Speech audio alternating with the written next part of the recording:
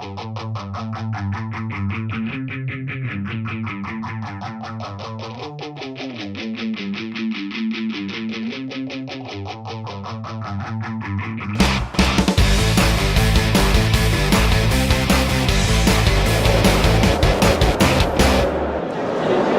Dorèche, bonjour.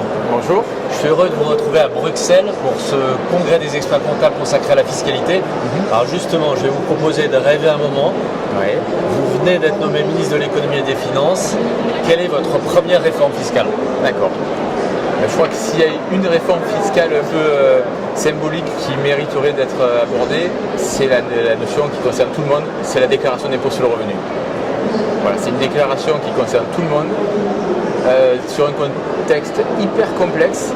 Et en fait, on se rend compte que les contribuables sont rarement au courant de tout ce qui se passe au niveau de la fiscalité personnelle. Et on a un rôle à jouer, et les politiques et les professionnels, sur ce sujet.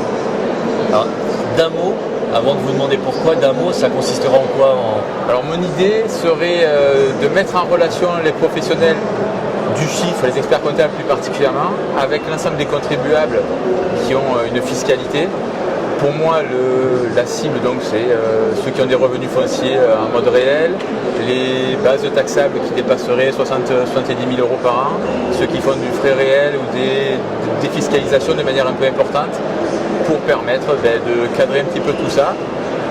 Le contribuable, il gagne en sécurité, l'administration fiscale, il gagne en moins de contrôle parce que derrière des professionnels qui agissent. On dit, si je comprends bien, les contribuables qui ont des éléments quand même assez complexes à déclarer, l'expert comptable peut les assister. Alors, par quel biais on les aide?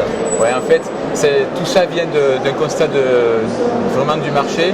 On récupère de plus en plus de déclarations d'impôts qui arrivent bien sûr au dernier moment avec une série de papiers. Ils nous disent on s'en sort plus. Ils ont du patrimoine, on pourrait imaginer qu'ils ont été assistés, en fait c'est pas le cas. Donc ça c'est le constat du marché, du quotidien.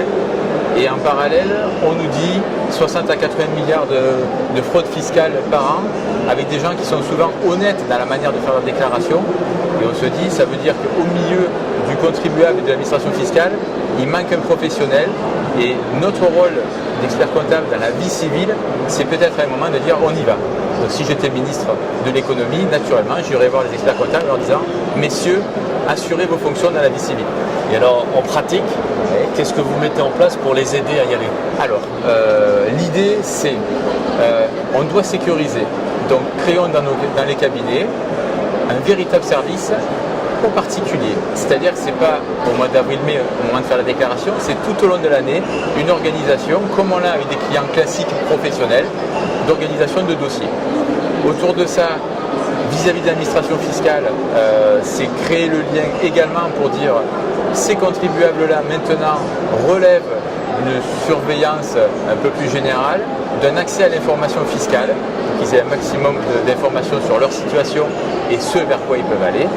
Et grâce à ça, on crée en fait un système gagnant-gagnant entre l'administration fiscale, le contribuable et le cabinet, puisque j'oublie pas que le cabinet va développer des nouveaux services, créer de l'emploi, créer des partenariats, nos assureurs, nos gestionnaires de patrimoine, donc tout ce qui tourne comme ça autour de la vie privée du contribuable vont pouvoir être mis à contribution et de manière générale, c'est tout bon pour l'économie. Alors, le contribuable, lui, il va supporter un coût du coup, alors comment ça se passe? Donc naturellement, le contribuable va se retrouver avec un professionnel du chiffre dans un premier temps, mais aussi peut-être des avocats, des notaires en fonction des situations. Ouais. Notre prise de connaissance générale va permettre aussi d'orienter vers les partenaires habituels. Clairement, on va facturer des honoraires. Ouais. Donc la question c'est, est-ce qu'aujourd'hui le particulier est prêt à payer des honoraires? Je pense qu'il est prêt à payer des honoraires si derrière il en a aussi un petit retour. Et ce côté gagnant-gagnant, administration fiscale contribuable, on s'est dit pour ça, pour aller au bout du raisonnement, faisons comme il existe dans les centres de gestion agréés ou les organismes de gestion agréés, un crédit d'impôt pour assistance fiscale aux particuliers, qui pourrait être un crédit d'impôt de 50% sur une valeur maximale peut-être de 1 000 euros d'honoraires. Globalement, ceux qui sont dans des tranches marginales importantes, ils payent 1 000, ils déduisent 500, ça veut dire que ça leur coûte pas cher. Gérald Dorèche, merci beaucoup pour vos propositions. C'était un grand plaisir, donc on se voit au ministère prochainement. À très bientôt. Merci.